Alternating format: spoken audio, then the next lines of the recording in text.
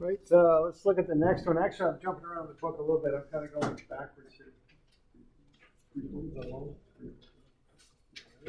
Yeah, 340 is where we're at. So this is distributed loads. What we've been dealing with here so far are point loads, where we just have an arrow, a vector that represents the force. But forces and loads can be spread out over an area too. And when that's the case, they're called distributed loads. Very common example of that would be a snow load. So when a roof is designed, it's designed for a certain snow load.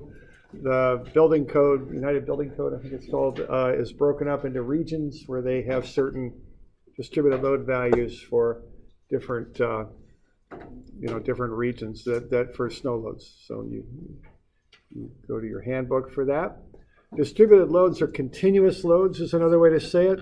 They're expressed either as an area per unit length force per unit length or force per unit area, either one.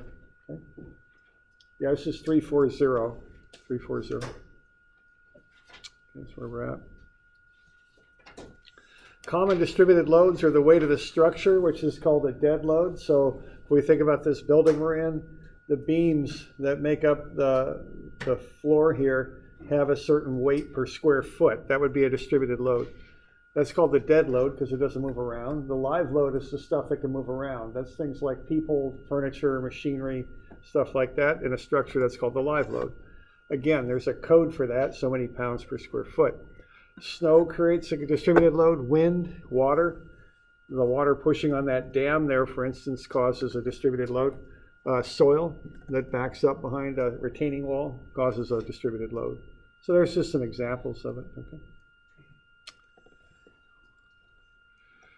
All right, now they act over an area. So this is from page 340, force over area or force per unit length. What you do when you analyze these things is you replace them with a point load acting at the centroid of the load diagram. The centroid is the center. On a shape, you can think of a centroid as being a balance point of an object. It's the center of the object. Okay, common centroids. We're going to get to centroids later in the term. For now, I'll just give you two of them. For a rectangle, as you might expect, it's in the middle of the rectangle. So if the rectangle has a base of L, the centroid's at L over 2 from either side. For a right triangle, it's a third of the length. Because a right triangle, the centroid moves over to the right angle side, and it's actually L over 3 from the right angle side for a right triangle. Okay. So if we're going to calculate distributed loads, here's how we handle them. If we have a rectangular load of 800 newtons per meter, there on the left, over a 0.6 meter span, you would take the 800 newtons per meter, which would be the height of that diagram, and multiply it by the base, 0.6 meters, and you'll get the area of the diagram, 480 newtons, which of course acts down. That's the amount of load, because you've got 800 newtons per meter over a 0.6 meter span, so the total load there would be 480. 800 times 0.6. The location of that would be half of the 0.6. It would be 0.3 meters from A.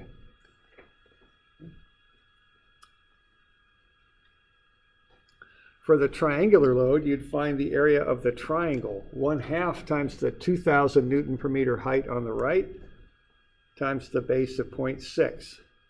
So a triangle is 1/2 base times height. That's how you find the area. That's how you'd find the area under that distributed load.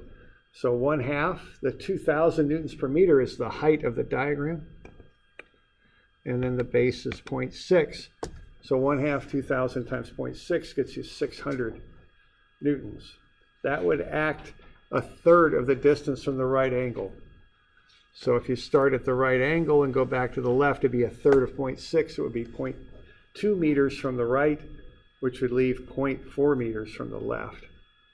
So with a right triangle, you're a third of the distance from the right angle and 2/3 of the distance from the vertex. That's where the centroid is at. Okay. So this can just be an extra thing that are thrown onto these free body diagrams we work with, where we start with a distributed load. We'd have to turn it into a point load and put it at the centroid of the diagram. Okay? So we're doing all right with that? We got any questions on that bit? Okay. All right. Good. All right, and so let's look at an example here. And let's take and now there's actually two steps in analyzing these distributed loads. The first step is to get from the real world situation to the load. Okay, so there's some situation, that might be a roof beam with a snow load on it. That might be a floor beam with the dead weight of the flooring on it. Who knows, but somehow you have to get from the real world situation to that diagram. And then once you're to that diagram, you want to analyze it and determine what the force is and where it's located. So kind of two steps. All right. So let's look at the next page, I think, anyway. We have an example there. What we have here is a dam, and let's put a gate in the dam down at the bottom. So we're going to have like a door in the dam that has a spring across the top, a wound spring. And what we want that door to do is open. And we want it to open specifically when the height of the water on the dam is 6 meters. So we want to set that spring so that it will open automatically and the door will swing open. So if here's point A, which is right up there, the door will swing open when the height of the water is 6 meters, and that will allow water through to keep the height of the water below 6 meters. Okay? That's what we want. Okay, so let's figure out what sort of moment we would set the spring to so that the door will open at the proper time. That's what we want to do. Okay, so what I'm talking about is a spring like that. So a spring that wraps around that hinge line, and then when the spring is compressed enough, as is shown here, it can exert a force and open the door. So if you think of this as being like the door that I'm showing you, this obviously is ready to go. It has the catch there holding it. The catch isn't there, so if there's a certain amount of torque on that spring, the door will open it. The door will swing open. That's what we're talking about. Okay? So that's the idea of what I'm talking about with the spring along the hinge line. Another very good example is what you got on your garage door. You couldn't. There's no way anybody could lift a solid wood garage door. It's just things very heavy. Well, yeah, if you really work out, maybe, but I can't do it.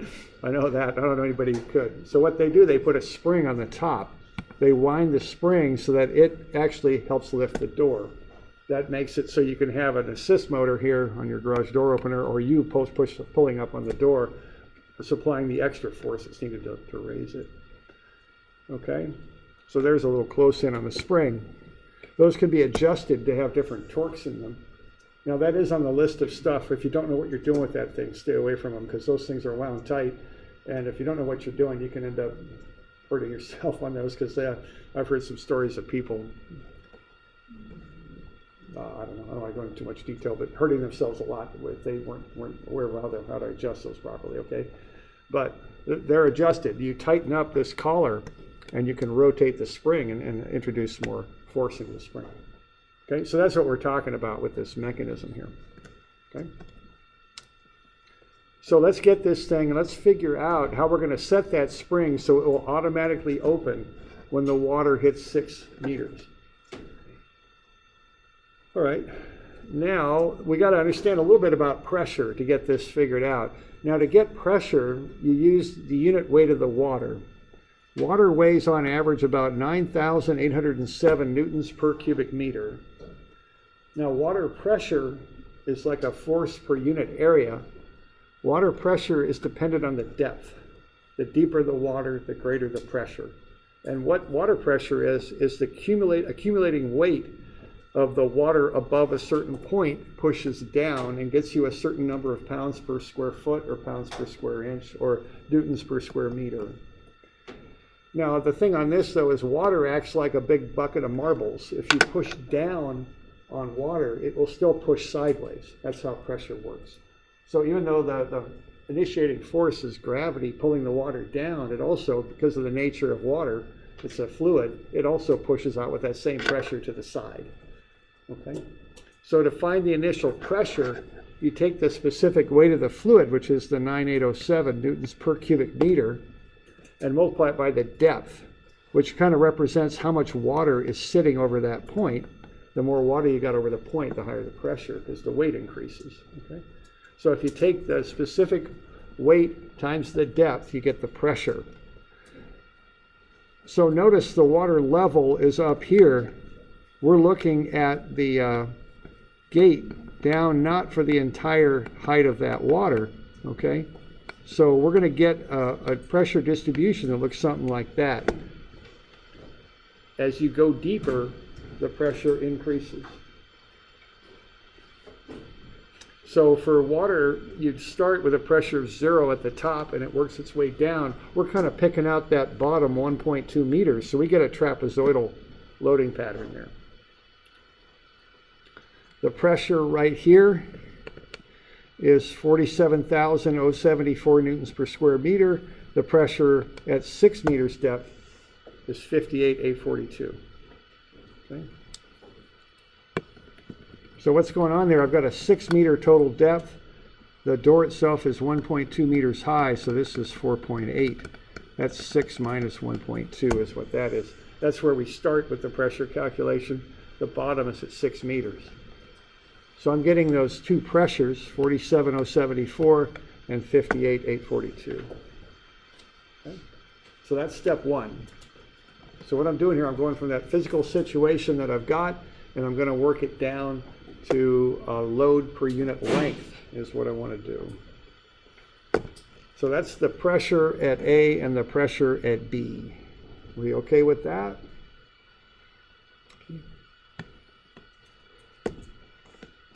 Now that's a pressure per unit area. So if I were to divide this thing up into squares, you know, I'm looking at the area on these little rectangular or square pieces here. So at the top there, I've got 47,074 newtons per square meter. On the bottom, I've got 58,842 newtons per square meter pushing sideways. Okay. Now I want to get this thing into a linear sort of diagram like what you're seeing over there on the right. So I'm going to get that into what I call an instantaneous load per unit depth. To get that, I'm going to notice that this door is 2 meters wide. So if I take that pressure in newtons per square meter and multiply it by the width of the gate, the door, whatever you want to call it, 2 meters, I'll get what remains, which is an instantaneous load per unit depth. Okay, so I'm getting newtons per meter. And that's what goes on these diagrams, is a load that relates to the length of the object, or the height, in this case, of the door. Okay? And that's based on the fact I've got a 2 meter width of the door. So essentially, I'm starting with newtons per square meter. Given that I've got a 2 meter wide door, I can double that, and I will get a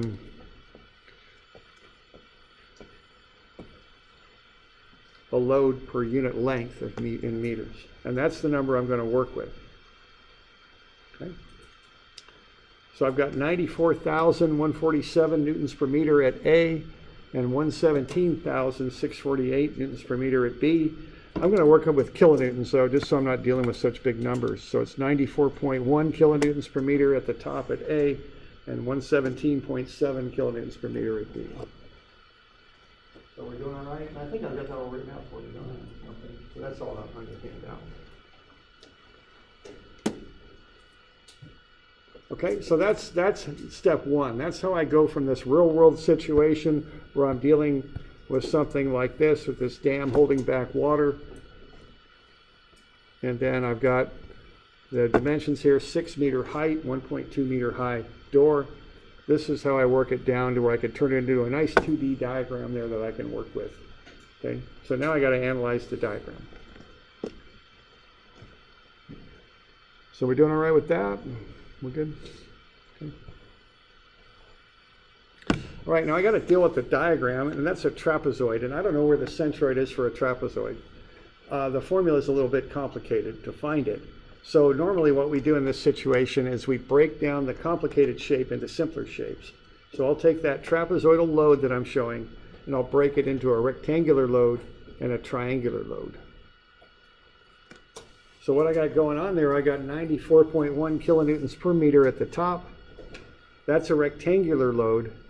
Then I add that triangle on the right, which is an extra 23.6 kilonewtons per meter. Okay.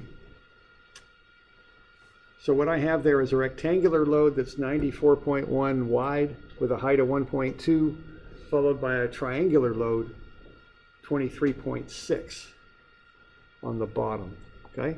And I get the 23.6 by taking the total on the bottom, the 117.7, and subtracting off the 94.1. That's where the 23.6 comes from.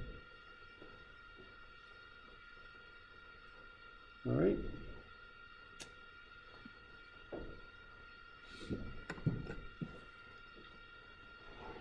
Questions there? What we're doing? The next thing we'll do, we'll find the areas of these things, because the areas are the loads. Okay. Because what we got now, we got kilonewtons per meter. If we multiply them by the 1.2 meter, we can find the area. Okay, we have to do it a little differently depending on which shape we're looking at, but that's the idea. Okay, so I've got kilonewtons per meter. All right. So there's the diagram of what's going on there. So I've got a rectangle, 94.1 by 1.2, followed by a triangle with a base of 23.6 and a height of 1.2. That's what I'm dealing with. So what I'm going to do next is find the area of those things, which will get me kilonewtons. So once you find the area of the two shapes, find the area of the rectangle and find the area of the triangle. 1, 2, 1, 2.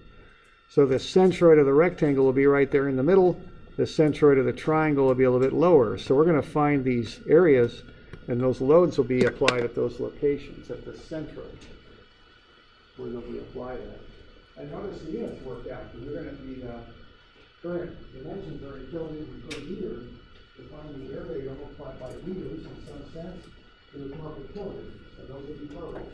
Okay. Let's go ahead and do that.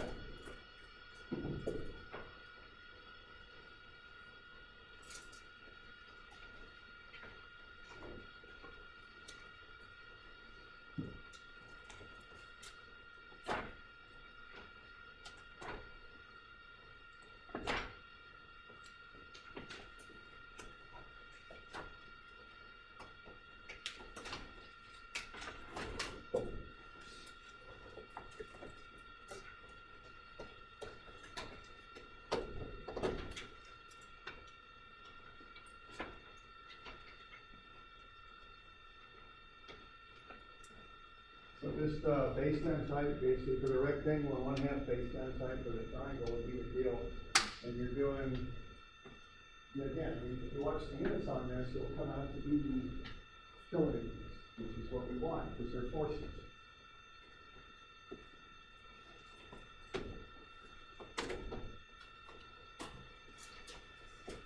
All right.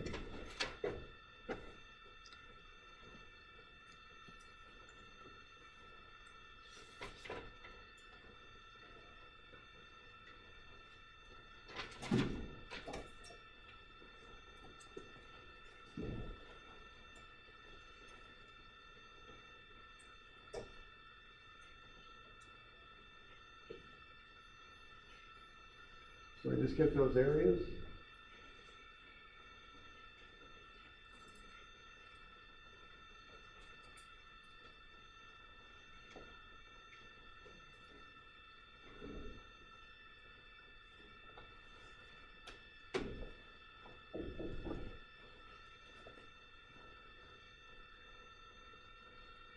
All right, so I take the 94.1 times 1.2, I get 112.9. And 1/2 times 23.6 times 1.2, and I get 14.1. So those are forces, and they act at the centroids of the figure. Okay, so the 112.9 acts at the centroid of the rectangle, which is half of the 1.2. That's 0.6 meters below A. And then the 14.1 acts at the centroid of the triangle, which is 2/3 of 1.2, which is 0.8 below A. Okay? So see what we're doing here, we're sneaking in a resultant here, aren't we? We're kind of breaking this down step by step, kind of taking that water pressure situation and then working through these steps to get to these forces. And then we know they act at the centroids of the figures, so we put them at the centroid. Half the 1.2 for the rectangle, 2/3 of the 1.2 for the triangle. 2/3 because we're starting up at the vertex there at A. That's what we're doing. Okay?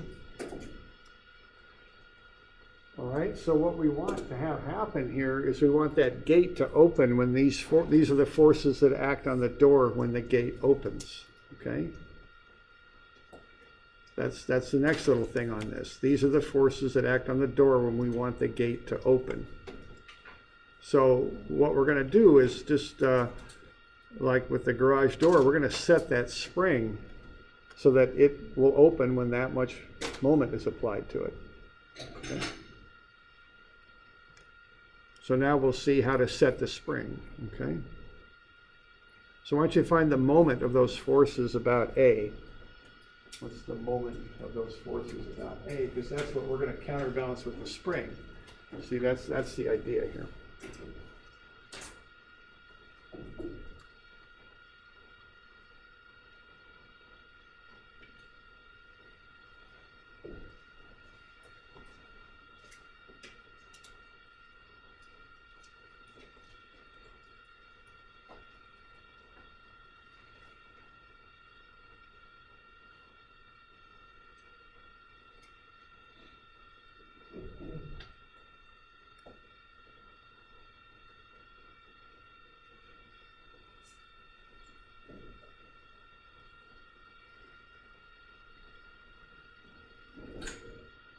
So a moment about A.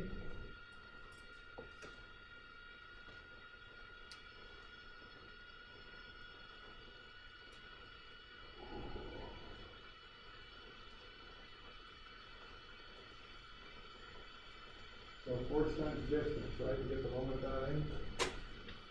Just add the two together, nothing too crazy here. Just force times distance. We got X forces and Y moment arms. Easy enough. Okay. And looks to me like everything's clockwise there. I don't know, we could call it a negative, I guess, but you know, we're not too concerned with that on this particular problem, I don't think, but okay.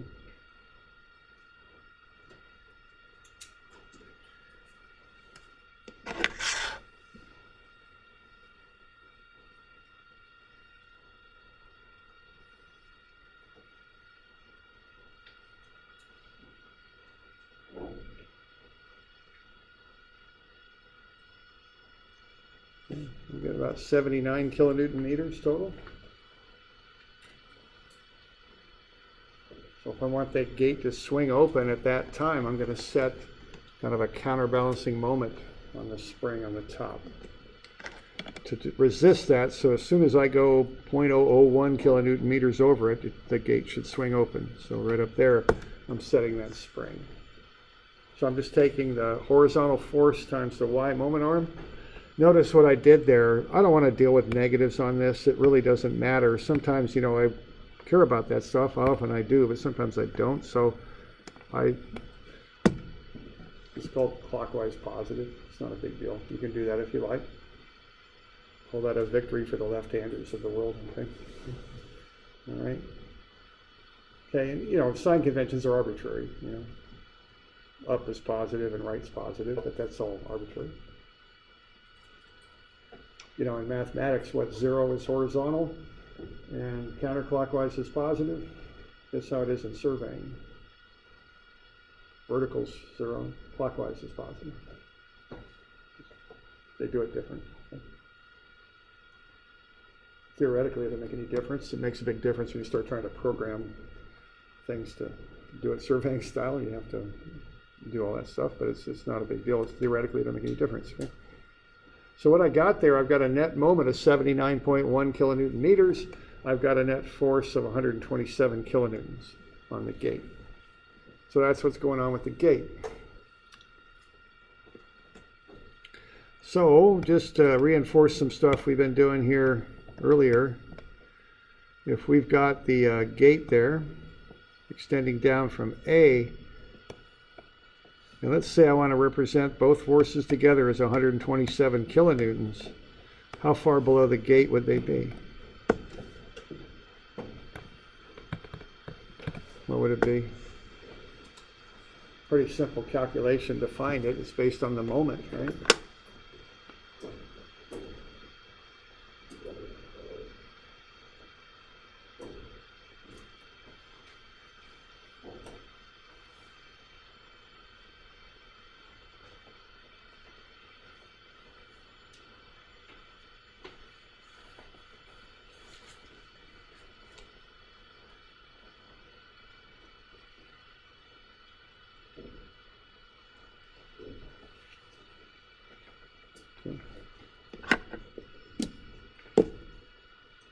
So what are we going to do? We got the couple, right? We got the force.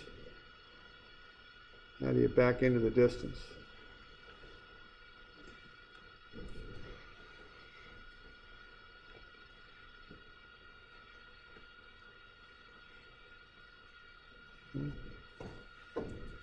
Take the moment, divide it by the force,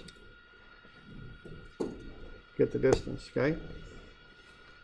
And you always want to give it the common sense test, right? I mean, because the bigger load was the 112.9, that's at 0.6. The smaller load was at 0.8. The net distance is 0.622. That's between 0.6 and 0.8, that makes sense. The big load was at 0.6. 0.622 is a lot closer to 0.6 than it is closer to 0.8. So that all makes sense. That seems to work. Okay.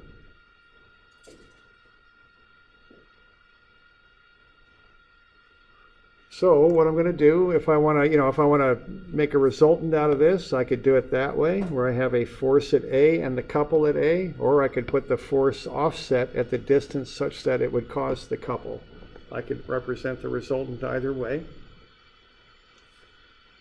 And then I've also got the spring setting. So what I have then, I could get a person who knows about garage door springs, get them to set that spring to the right setting, so that door will open automatically when the height of the water is 6 meters. That'll allow water through. Then the water will drop down to 6 meters, it'll close. That's the idea. So I'm going to have a counter moment set on that spring. And actually, in reality, you'd probably have set points where it opens at 8 and then closes at 6 or something like that. You've got kind of a range, one for opening, one for closing. And that'll automatically keep the water behind that dam at the right level that you want.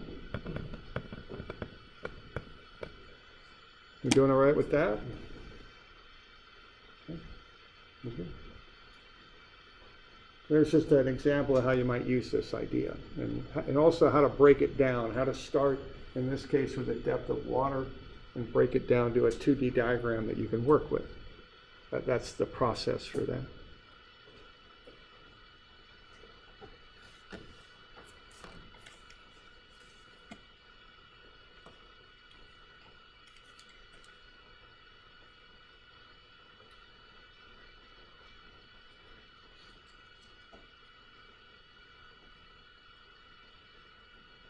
All right.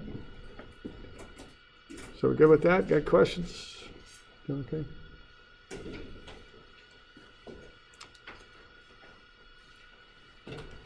Okay. So that's